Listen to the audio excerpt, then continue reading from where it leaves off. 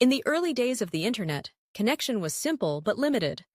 Social networks existed in primitive forms, but they were often isolated, scattered, lacking the unified appeal that could truly bring the world together on one digital stage.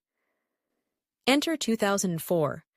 In a small Harvard dorm room, a young Mark Zuckerberg, along with his friends Chris Hughes, Dustin Moskovitz, and Eduardo Saverin, launched a website they called the Facebook. Initially, it was little more than a student directory, a digital yearbook built to connect Harvard students. Yet within days, the potential was obvious. This wasn't just a tool, but a canvas for connection. Word spread rapidly.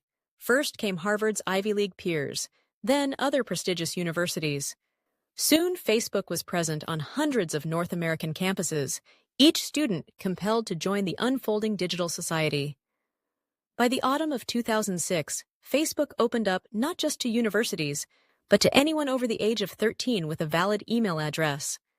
The world, for the first time, could convene on a single platform. To understand Facebook's ascent is to recognize how it unlocked the social fabric of daily life. Prior to Facebook, people kept in touch through email, phone calls, or chance meetings. Connections to friends and distant relatives were at the mercy of forgetfulness and geography. Facebook rewrote these boundaries. Suddenly, you could friend a classmate, a colleague, a long-lost cousin. Each connection brought feeds of updates, photographs, and memories right to your screen. In the process, personal history began to live online.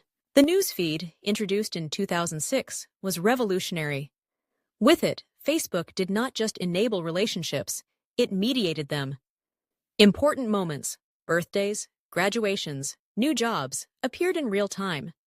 Users no longer relied on personal messages. News, in its broadest sense, was social, and it was curated specifically for you. What was once a static personal profile transformed into a living record. The digital self became just as vital as its physical counterpart. Beyond individuals, Facebook quickly became essential for businesses, politicians, and organizations. Pages allowed brands and public figures to reach the masses in a way that email and static websites never could. A new kind of advertising, targeted, data-driven, highly personalized, emerged. For the first time, small businesses could market themselves with reach rivaling that of larger competitors. Political campaigns could mobilize supporters and orchestrate events with unprecedented speed. Facebook's influence began reshaping economies and democracies alike. But Facebook's story is not just one of technological innovation. Its greatest impact lies in the way it altered human behavior and society's very structure. Facebook blurred the lines between public and private. A photograph at a party, a comment on a friend's wall, a like for a new relationship. These small actions combined to create a previously unknown transparency. Where once our daily actions faded into obscurity, Facebook immortalized them, making experiences instantly shareable and, at times, unforgettably permanent. This openness had powerful positive effects. Friendships rekindled across continents. Loved ones shared in each other's milestones regardless of distance. Stories of generosity and empathy, particularly during crises, circled the globe with breathtaking speed. In isolated or marginalized communities, Facebook offered a sense of belonging and a voice. Social movements flourished. From the protests of the Arab Spring to community fundraisers, Facebook enabled the kind of mass mobilization that could redefine societies. However, with great power came complex problems. Facebook became not only a place for connection, but also a venue for misinformation, sensationalism, and polarization. The newsfeed's algorithms, engineered to maximize engagement, could trap users in echo chambers, reinforcing opinions and, at times, exacerbating divisions. Privacy concerns, once an afterthought, took center stage as people realized the scope of data Facebook was collecting and sharing. Scandals like Cambridge Analytica thrust these issues into global debate, forcing Facebook to grapple with responsibilities far beyond a typical tech company. Despite controversies, Facebook's reach continued to grow, both outward and inward. The company acquired Instagram and WhatsApp, cementing its status as the dominant force in global communication. For many billions, Facebook's suite of apps became almost synonymous with the internet itself, particularly in parts of the world where mobile data is scarce, and Facebook's Free Basics program offered no-cost access. Culturally, Facebook's influence was equally profound. The like button, introduced in 2009, seemed innocuous at first, but it became perhaps the most potent symbol of modern validation. Social approval could be quantified, measured, and sometimes pursued to unhealthy extremes. The platform's visual timelines charted not just individual lives, but broader social currents. Fashion trends, memes, viral videos, and social justice campaigns all found a home, taking root and spreading faster than ever before. Education, too, saw a transformation. Teachers and students formed groups to share resources, collaborate, and discuss ideas beyond school walls. Information became democratized, though with that came challenges, distinguishing credible sources from the misleading, finding consensus among conflicting voices. Facebook also redrew the landscape of journalism.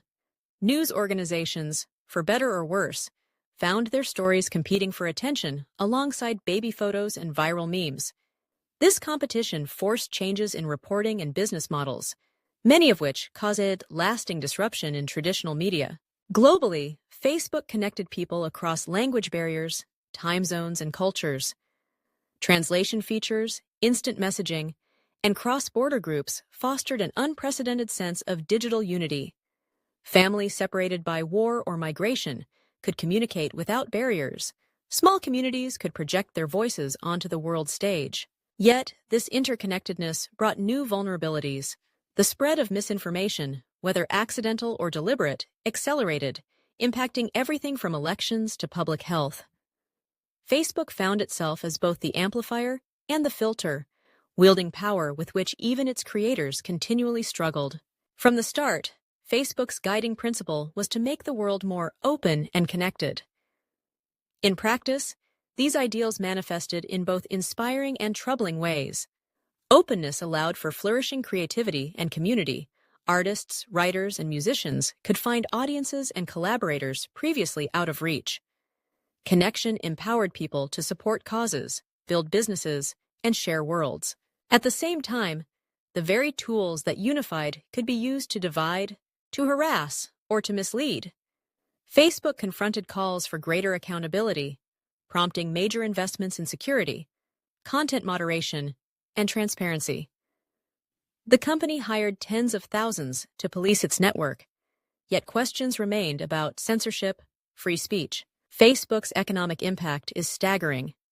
The company's growth fueled a digital advertising revolution, altered job markets, and gave rise to entirely new industries surrounding social media management, influencer marketing, and digital branding. Small entrepreneurs could launch global businesses from their bedrooms. Nonprofits raised millions with viral campaigns. Political groups rallied millions to action, sometimes for the better, sometimes not. As Facebook matured, it faced the challenges of scale.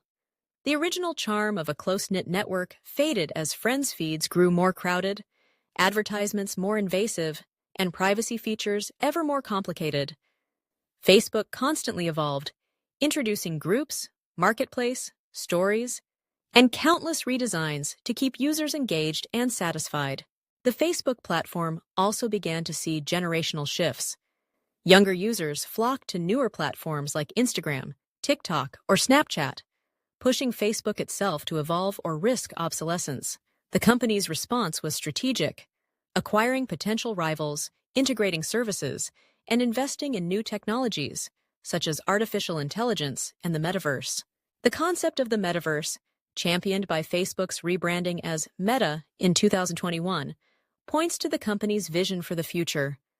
A fully immersive, shared digital space where people can interact, work, and play in virtual reality.